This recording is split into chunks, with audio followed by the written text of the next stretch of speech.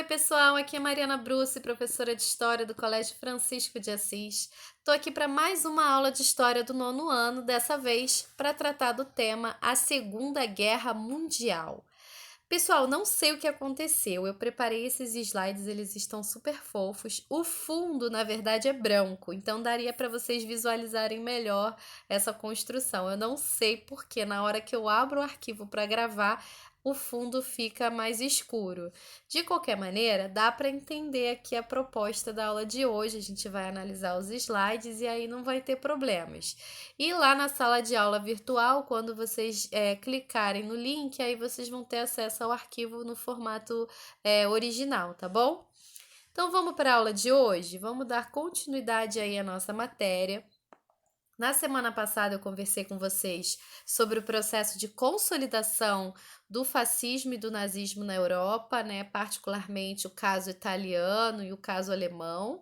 Fiz referência também à Guerra Civil Espanhola e algumas outras experiências do fascismo no mundo, né? Como no caso o movimento integralista no Brasil. Falei como o fascismo deve ser entendido como um grande guarda-chuva que vai reunir experiências, movimentos, governos de extrema direita que vão se sustentar no capitalismo, mas com uma proposta de salvar a Europa, de salvar os seus países da grande crise política, econômica e social que os assolava, através de uma resposta autoritária, de um Estado forte, de um Estado corporativista, aonde você tem a figura de uma liderança carismática que personifica esse Estado, né? Um argumento muito baseado no nacionalismo, né? Então agora o povo alemão, o povo italiano, o povo espanhol, todos unidos em torno de suas lideranças, né?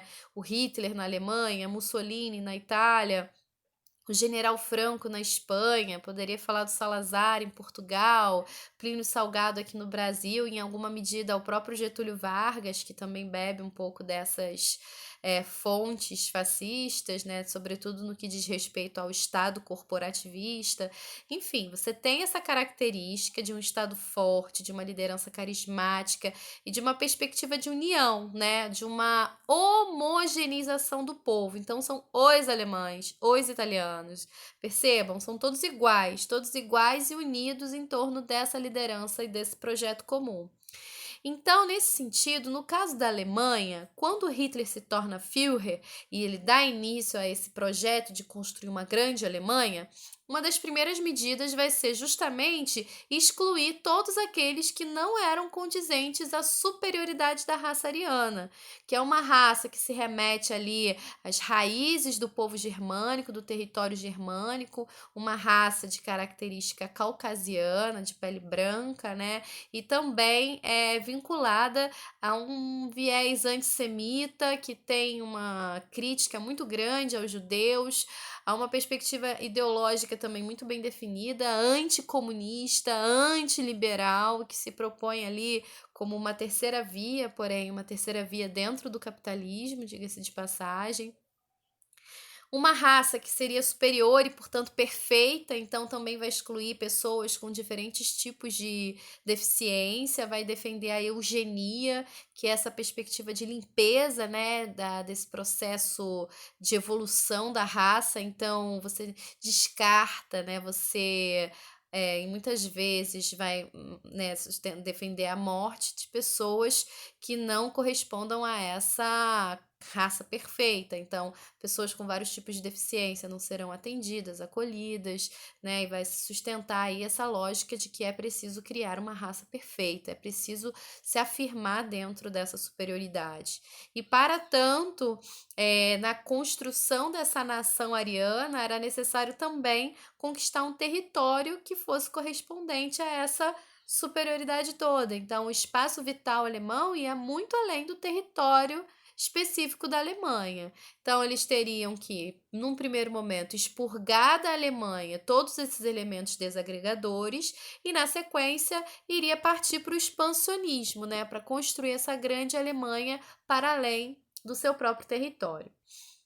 E aí, nesse processo expansionista, como no Ocidente os esforços ali do Joseph Stalin, que estava lá na União Soviética, que desde 1917 vinha de um processo revolucionário, né, de transformação radical do sistema capitalista e de proposta de um novo mundo.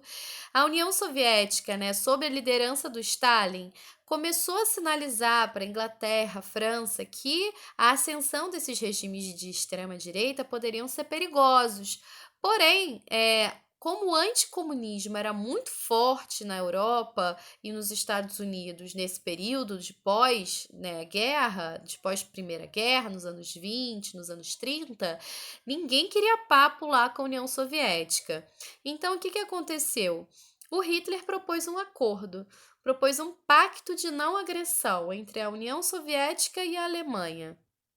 E a União Soviética assinou esse pacto junto com Hitler, que significava o que na prática? Os dois países não entrariam em conflito, haveria uma neutralidade em caso de anexações de alguns países europeus por ambas as partes. É claro, a União Soviética também estava interessada em alguns territórios ali da Europa Oriental, e aí, nesse sentido, o pacto ia permitir que ela anexasse Letônia, Estônia, Lituânia, Finlândia e uma parte da Polônia nas suas fronteiras, e por outro lado, os nazistas poderiam anexar também a região de Danzig, na Polônia, que também era de interesse para a construção desse grande espaço vital alemão.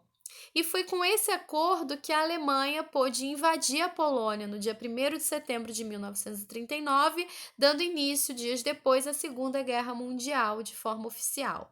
É verdade que, gradativamente, várias medidas que o Hitler foi tomando, né, quando se tornou Führer da Alemanha, já iam de encontro às determinações do Tratado de Versalhes, assinado no final da Primeira Guerra Mundial, que impôs várias penas, né, à Alemanha.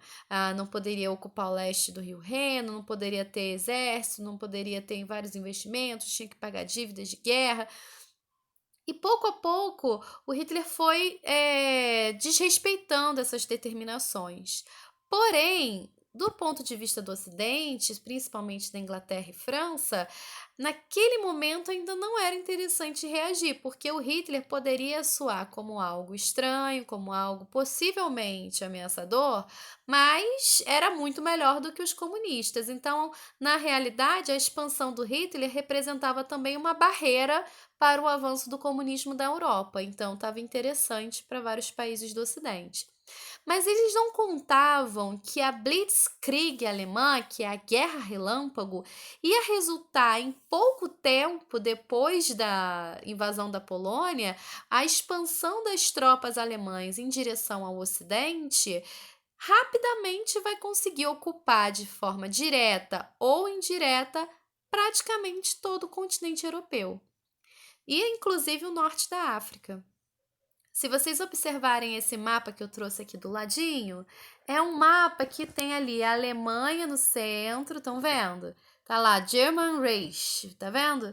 Então, você tem a Alemanha ali no centro, inicialmente a sua expansão ali para o Oriente, em direção à União Soviética, dentro daquele acordo de não agressão, e na sequência o avanço para o Ocidente. Então, vocês vão ver ali a Itália como um país aliado, né, com Mussolini, também fascista, uma ocupação ali também em toda aquela região da Europa Oriental, Hungria, România, Bulgária, né, todas aquelas regiões ali, inclusive, né, chegando ali na zona de ocupação francesa, tá vendo? Zone occupée under military administration, ali já acima da zona livre na França, né? Essa parte norte aí da França que vai ser ocupada, ela vai ficar sob direta influência dos nazistas, e essa zona livre francesa, né, vai ser um regime minimamente colaboracionista com os nazistas. Então, em Portugal e Espanha, na sequência também você tem, inclusive a Espanha, né, que já vinha do processo da Guerra Civil Espanhola, governos fascistas, e a partir ali do norte da França, naquela zona occupée, tá vendo? Você vai ter os ataques aéreos a Inglaterra, né, o United Kingdom lá, que vai ser também um dos grandes objetivos dos alemães era derrotar a Inglaterra. E ali vai se dar principalmente a guerra aérea. Então, gente, nesse mapa a gente vê como que cresceu, né, esse exército nazista sobre a Europa, ali também no norte da África, né, vocês estão vendo ali na Argélia, Marrocos, né, a influência, desculpa, gente, estou aqui tentando chegar na Tunísia, né, a influência aí das tropas nazistas nessa região também. Eu vou disponibilizar também aí no Google Classroom uma outra videozinha, uma outra aula que mostra o mapa com o avanço das tropas e tal. É bem legal, sugiro que vocês assistam depois dessa videoaula daqui. Então, como eu falei anteriormente, o Ocidente foi pego praticamente desprevenido, porque não esperava que os alemães avançassem nessa velocidade. E uma vez consolidado aí o Ocidente, os alemães partem para sua ofensiva no Oriente. E aí, em 1941, a Alemanha vai romper com o Pacto de Não Agressão e invade a União Soviética, na Operação Barbarossa, né? Aí, o que vai acontecer? Eles tinham a intenção de fazer uma blitzkrieg e derrubar a União Soviética tão rápido quanto eles derrubaram o Ocidente.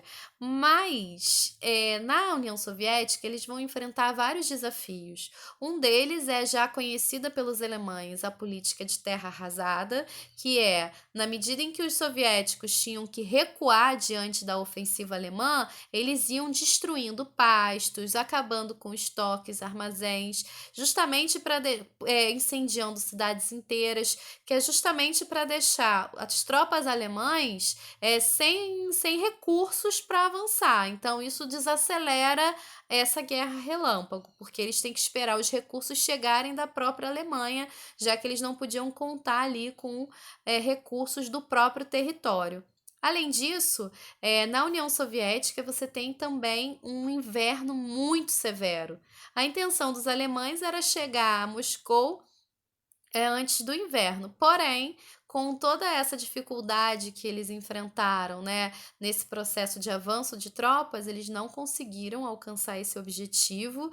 E quando eles chegam em Stalingrado, em torno de 41, eles vão enfrentar uma batalha feroz.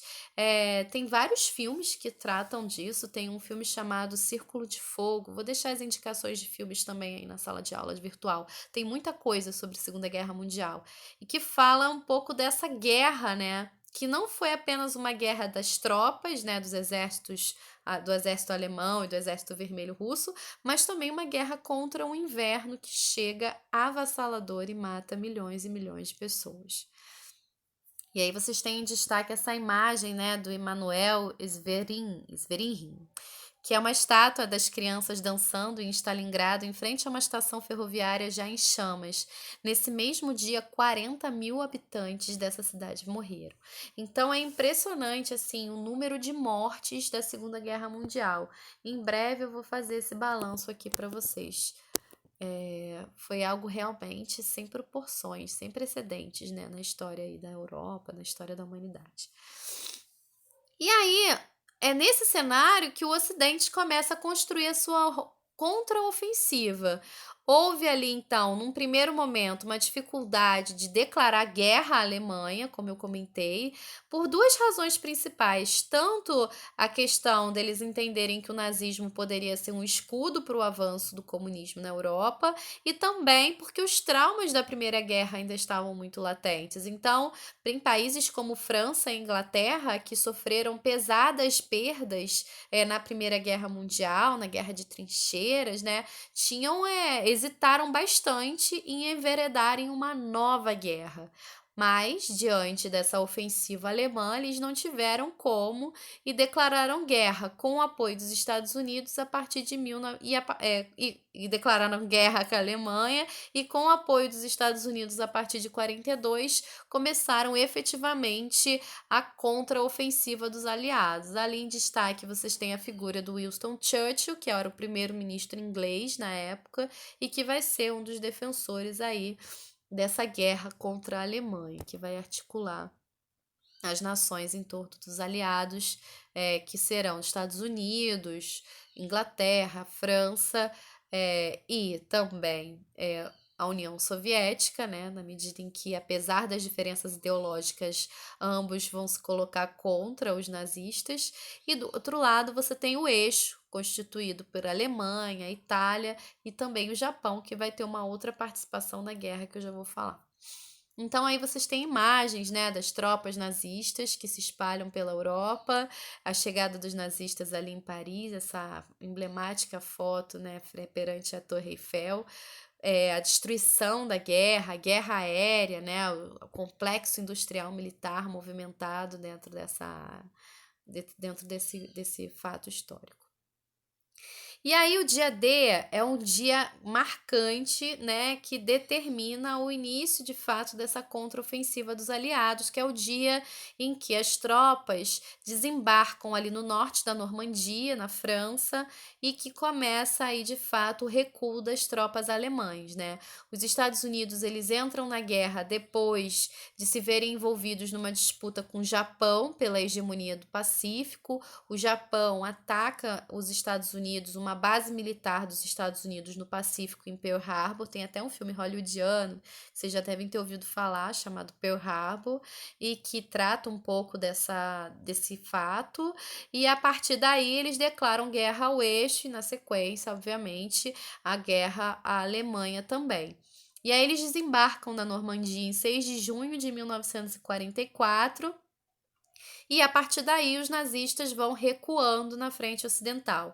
Desde lá da derrota na Batalha de Stalingrado, no Oriente, os nazistas também começaram a recuar da parte oriental. Então é como se fosse um sanduíche, né? De um lado, os aliados ali, Inglaterra, França, Estados Unidos, vão pressionando os alemães pelo Ocidente, e o Exército Vermelho vem pelo Oriente, e eles se encontram em Berlim para derrotar os nazistas de fato.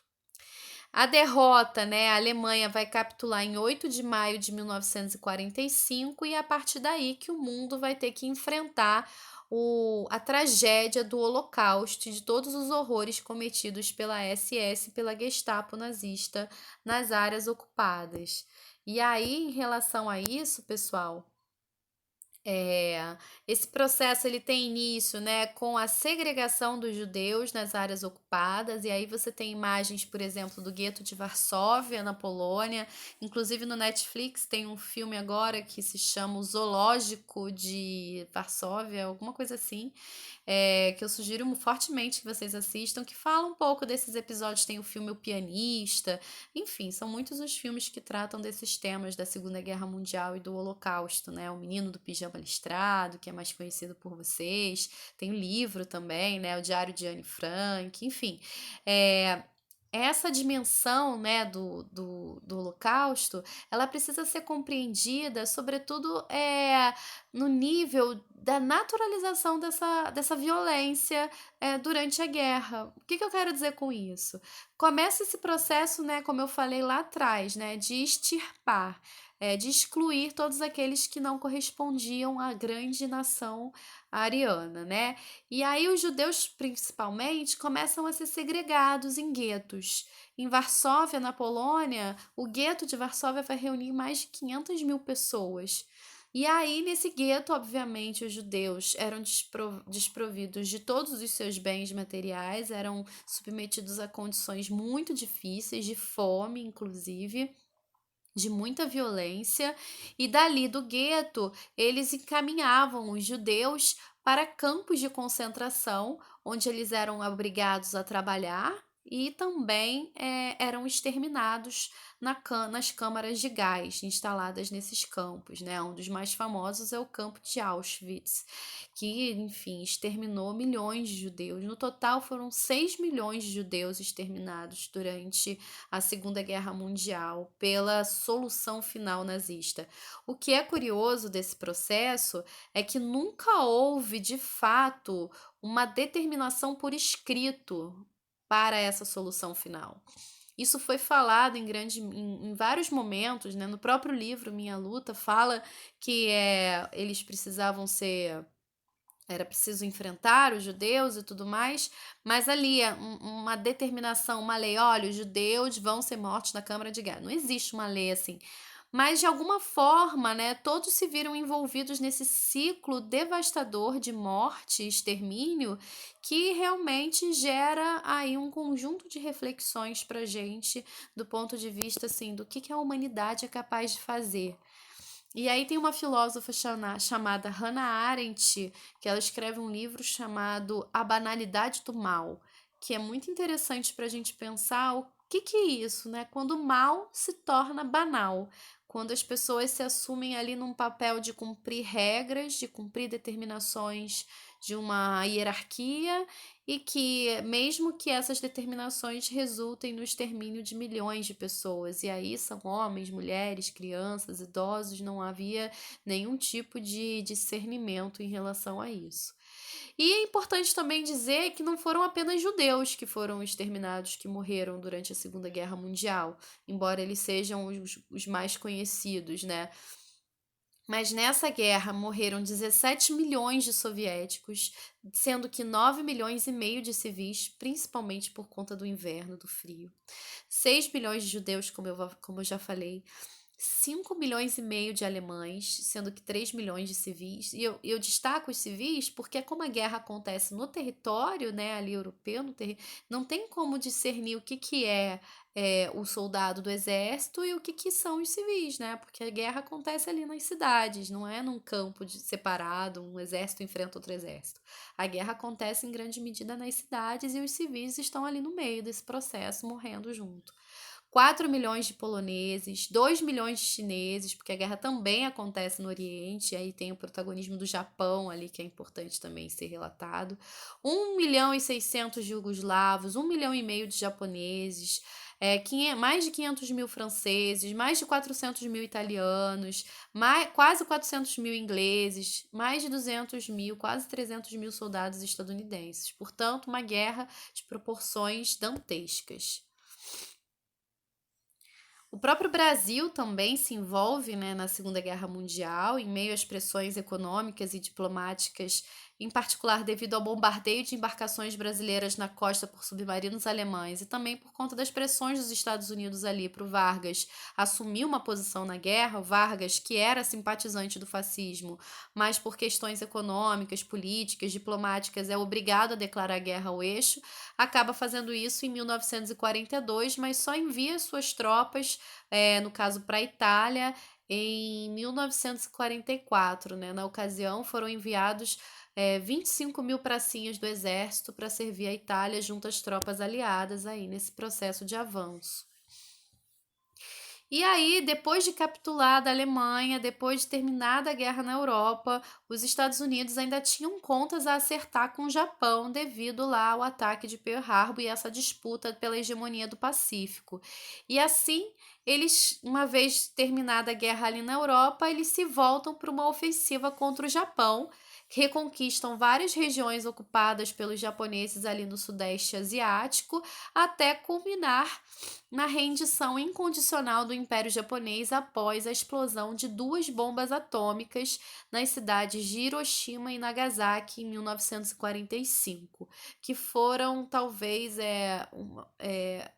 uma das experiências mais trágicas da história da humanidade foi a explosão dessas bombas atômicas, porque explodir uma bomba atômica numa cidade é você justamente exterminar não apenas soldados, mas civis principalmente, e a energia atômica liberada pela bomba, ela é radioativa, então não é apenas a explosão, né? Os efeitos de uma guerra atômica, eles se dão assim gerações e gerações a fio. Então, foi realmente é uma tragédia que, na verdade, até hoje gera sequelas no Japão. Também vou deixar um anime que fala um pouco, né, que traduz um pouco o que foi a explosão dessas duas bombas nessas cidades. E fica o convite aí para vocês assistirem e refletirem, inclusive, sobre essa potência da humanidade de fazer o mal, né? Então a gente tem uma potência de fazer o bem, mas também há essa outra face e que medida a gente precisa avançar também para impedir que a humanidade chegue a essa solução, né, a esse tipo de situação. Enfim, pessoal, por hoje eu fico por aqui. Na semana que vem a gente continua conversando e na sequência eu falo um pouco melhor sobre os pactos do pós-guerra e esse novo mundo que vai surgir depois da Segunda Guerra Mundial, tá bom? A gente se vê então. Tchau!